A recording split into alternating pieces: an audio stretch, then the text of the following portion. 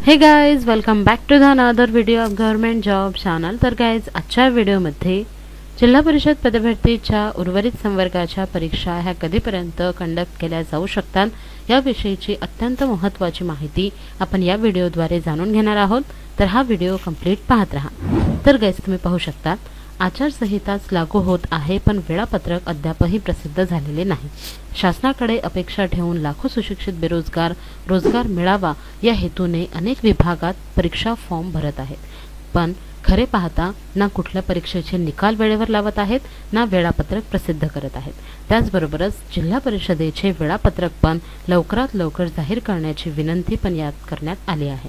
महाराष्ट्रातील परीक्षार्थीच्या वतीने युवा रोजगार परिषदेचे डॉक्टर लक्ष्मीकांत कलमुर्गे यांनी विनंती सुद्धा केली आहे। महाराष्ट्र शासनातर्फे सुशिक्षित बेरोजगारांना रोजगार मिळावा म्हणून अनेक विभागातर्फे नोकर भरतीची जाहिरात काढण्यात आली आहे। फक्त नोकर भरतीची जाहिरात, खैरात मात्र खूप वाटली आहेत। अनेक विद्यार्थ्यांची आर्थिक परिस्थिती नसताना देखील कर्ज करून परीक्षा फॉर्म भरण्यात आले आहेत।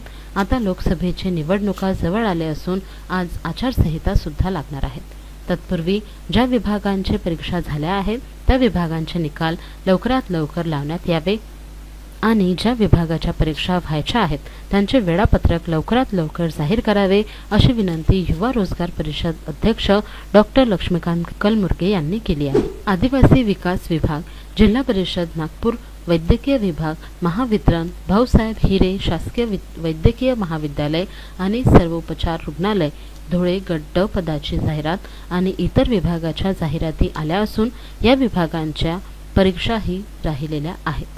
तरी महाराष्ट्र शासनाने लवकरात लवकर निकाल लावण्याची अत्यंत गरज असल्याचे म्हटले आहे। महाराष्ट्रातील परीक्षार्थीच्या वतीने युवा रोजगार परिषदेचे डॉक्टर लक्ष्मीकांत कलमुर्गे यांनी ही विनंती सुद्धा केली आहे।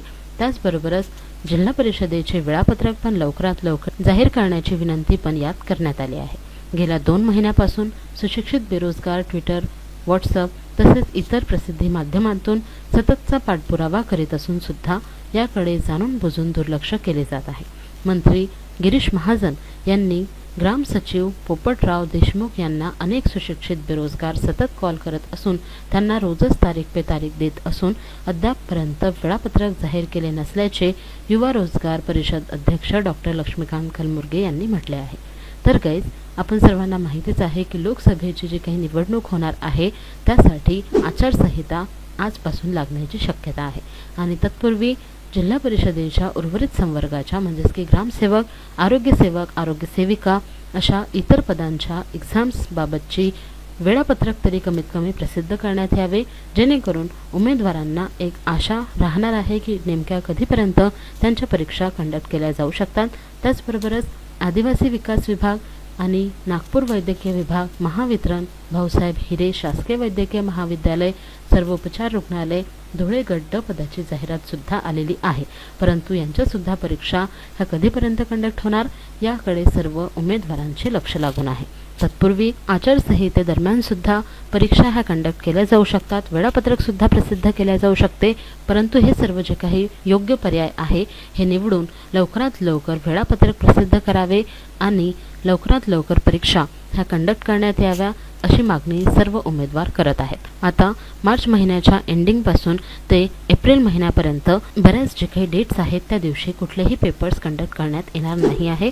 त्यामुळे असे जे काही डेट्स आहेत या डेट्समध्ये एक्झाम्स ह्या नक्कीच कंडक्ट केल्या जाऊ शकतात, परंतु एक्झाम्स कंडक्ट करण्यासाठी लागणारे जे काही संपूर्ण मनुष्यबळ आहे त्याची पूर्तता होत नसल्यामुळे बहुतेक एक्झाम्स ह्या पुढे सुद्धा जाण्याची शक्यता आहे।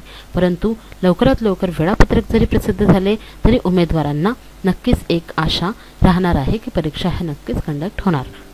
तरी सुद्धा आता येणाऱ्या काळामध्ये जेव्हा केव्हा आपल्या परीक्षांसंदर्भातील वेळापत्रक प्रसिद्ध होईल किंवा वेळापत्रकाबाबतचे कुठलेही नवीन अपडेट समोर येईल तेव्हा मी नक्कीच तुमच्यापर्यंत ती माहिती पोहोचवणार आहे। म्हणून जर का तुम्ही माझ्या चॅनलवर नवीन असाल तर लवकरात लवकर चॅनलला सबस्क्राईब करून घ्या। त्याचप्रमाणे गाइज, आचारसंहिता जरी लागल्या तरी देखील परीक्षा ह्या नक्कीच कंडक्ट होतील आणि परीक्षा ह्या होणार आहेत, त्यासाठी तुमचा जो काही अभ्यास आहे तो नक्कीच चालू ठेवा, कारण की परीक्षा ह्या केव्हाही कंडक्ट केल्या जाऊ शकतात किंवा वेळापत्रक प्रसिद्ध न करता डायरेक्टली आपल्याला ॲडमिट कार्डसुद्धा मिळू शकतात.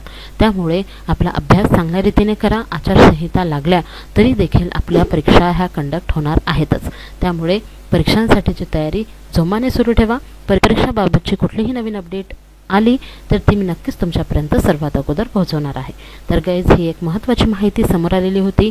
जर का तुम्हाला ह्या व्हिडिओमधील माहिती आवडली असेल तर हा व्हिडिओ नक्कीच लाईक करा, शेअर करा आणि जर का तुम्ही माझ्या चॅनलवर नवीन असाल तर लवकरात लवकर चॅनलला सबस्क्राईब करून ठेवा अशाच नवनवीन अपडेटसाठी.